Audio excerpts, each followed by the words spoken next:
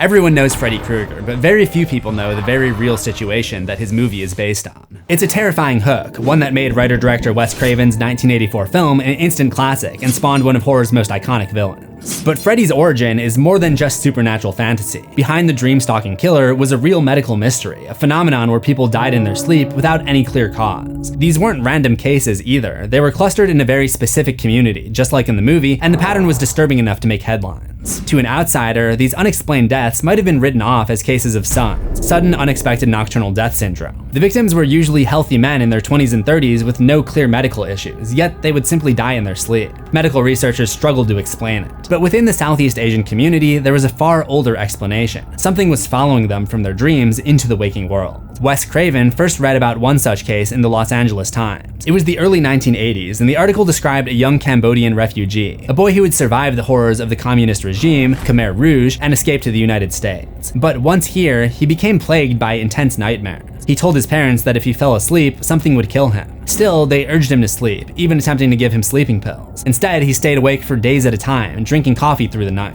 Eventually, sheer exhaustion caught up with him, and he finally went to sleep. But in the middle of the night, his parents heard screams from his bedroom. By the time they reached him, he was dead. The cause was undetermined. In his room, police found a small coffee maker tucked away in the closet and a stash of uneaten sleeping pills. For Craven, this story was fascinating. He said in an interview with Vulture that the boy's determination to stay awake and the fact that his nightmare seemed to kill him became a seed for a nightmare on Elm Street.